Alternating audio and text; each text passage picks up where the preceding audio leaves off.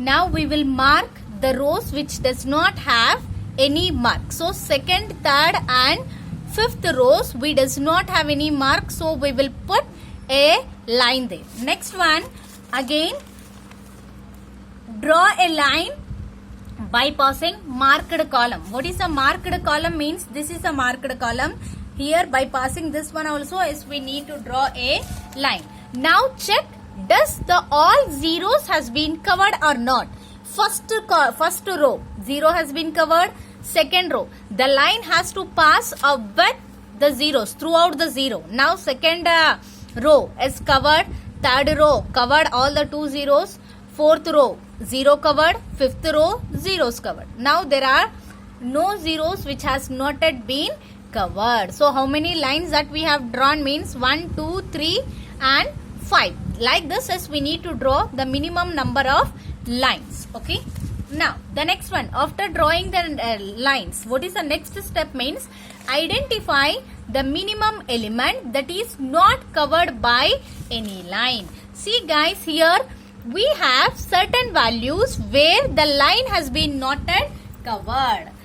Where the line has been not yet covered. Now let us identify such type of values, that is 2 and 9. There is no line passed throughout this.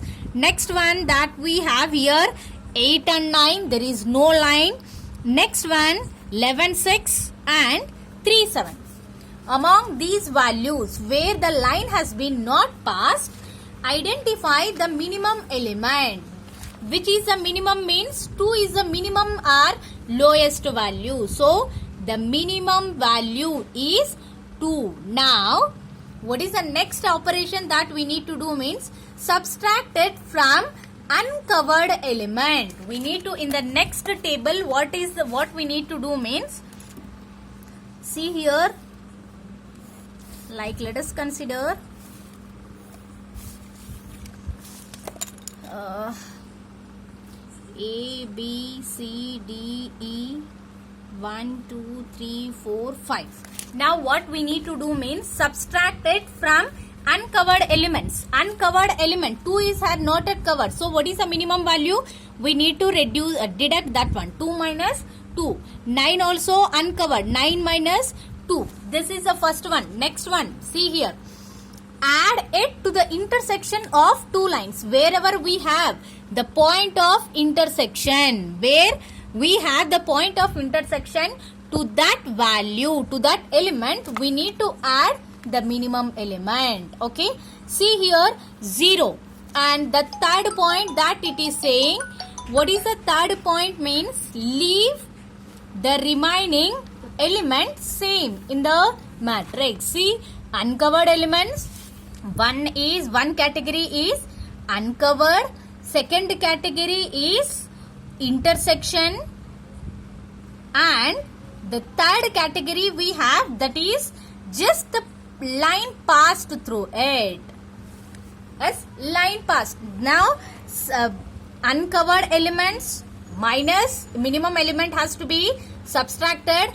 A point of intersection, the minimum element has to be added, whereas just the line has been passed, then same value. We need to write the same value in the new matrix or new table. Now see here 0, just line has been passed, so we will take like the same value 0. Next one 8, line not passed, so 8 minus 2, 9. Line has not yet passed, so 9 minus 2.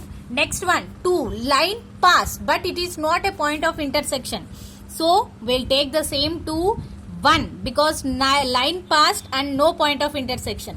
But see here 6, we have two lines, horizontal as well as vertical.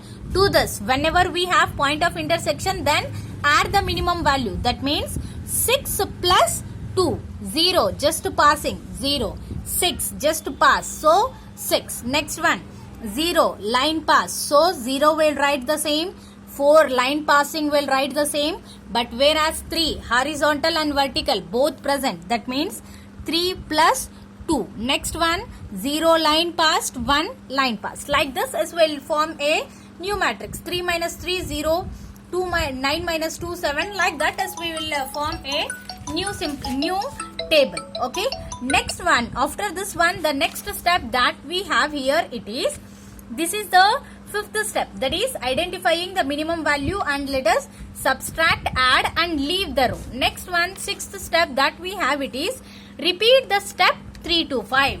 Now after making these iterations, we'll get new matrix. Now in that new matrix, I repeat the third to fifth step. What is the third step means?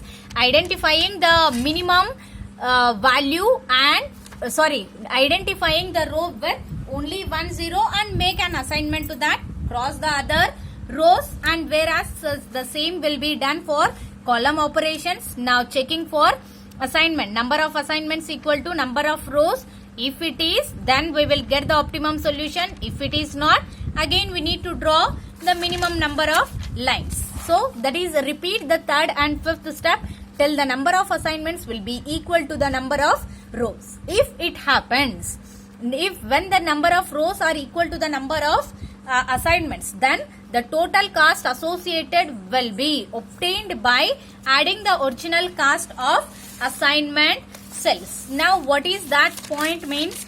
See here, assignment cell. So first row has been assigned to C column because here we have made an assignment. What is the actual value present there? First row C column. What is the value present means 80. So we need to add in order to find out the total cost. So see here 80. Second one, second row, where do we have the assignment means B column.